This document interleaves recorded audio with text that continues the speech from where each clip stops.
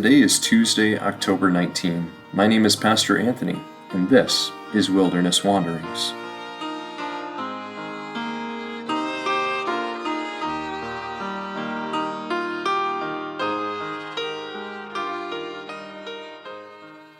Today our text comes from 1 Corinthians chapter 3. Paul writes this, "By the grace God has given me, I laid a foundation as a wise builder, and someone else is building on it.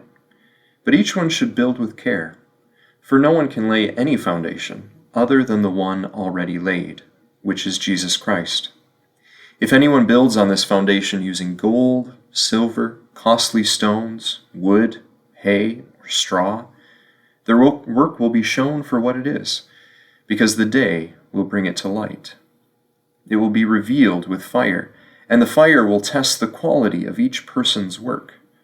If what has been built survives, the builder will receive a reward.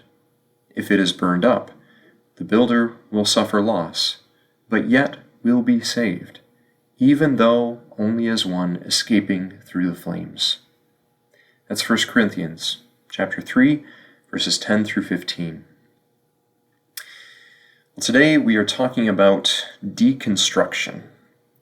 The term has been around in a popular form for a while, but over the last 5 years, and especially since COVID, it's really taken off. Maybe you've even heard it. Most people, or most of us, when we use the term, aren't using it like the academics. That is, to refer to the postmodern philosophical work of Jacques Derrida that sought to get behind the context and structure of text, language, and the assumptions of the Western world. But we're not academics, so I think more people are latching onto the term in a popular sense to describe a journey of questioning their assumptions and beliefs in questions like this. How does one know what's true? How do we know if there is a God? What about race, power, privilege, gender, and sexuality? How can we trust institutions, including the church or pastors, that repeatedly let us down because of things like broken promises, their defense of injustice and inequality, and these ever-present scandals of abuse?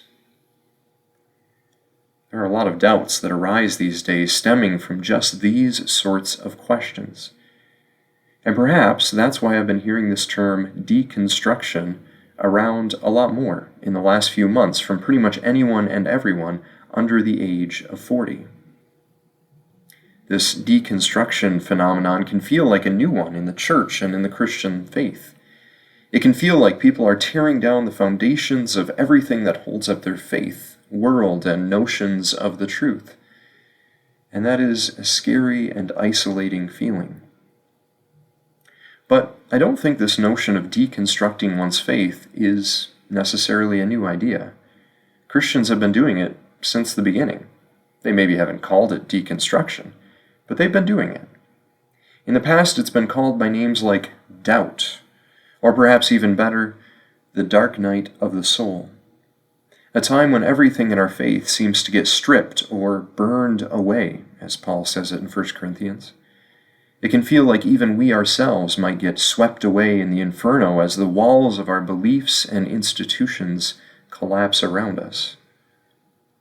But there's a promise hidden in this passage of 1 Corinthians, and it's been echoed by long centuries of Christian experience in those dark nights of the soul. And it's this, that even if everything in our faith and world was constructed with shoddy forms, heretical beliefs, and abusive leaders and influencers, even so, at the end of the deconstruction or the burning away of everything that we once knew and held dear, we will find that if our faith was built on the foundation of Jesus Christ, it will remain, and we with it, even if it is just as one escaping through the flames. This, I think, is what it means to cling to the cross of Christ through the dark night of one's soul.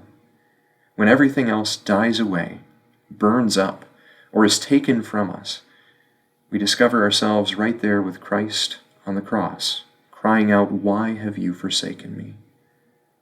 But on that cross, facing the death of everything we know, we are not alone. Jesus is right there with us, saving us once again. And upon that solid foundation, the only solid foundation left, we can seek to rebuild again. Deconstruction is not the end of the journey.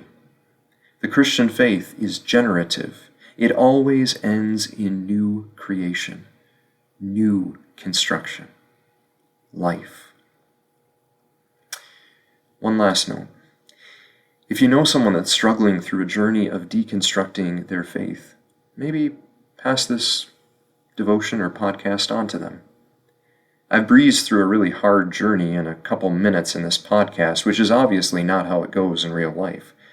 It can be an agonizing season that spans years of one's life. But I also believe that this is what pastors and the Christian community are for, to journey with one another through just these dark valleys in embodied community, so that the questions of our darkness find their way into the healing light of the day and of community. Don't leave someone to the social media algorithms' solutions. Walk with them instead.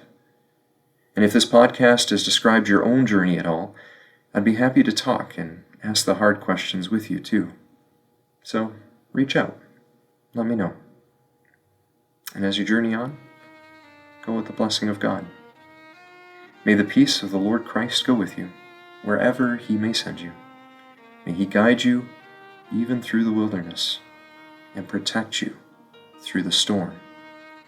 May He bring you home rejoicing at the wonders He has shown you. May He bring you home rejoicing once again into our doors.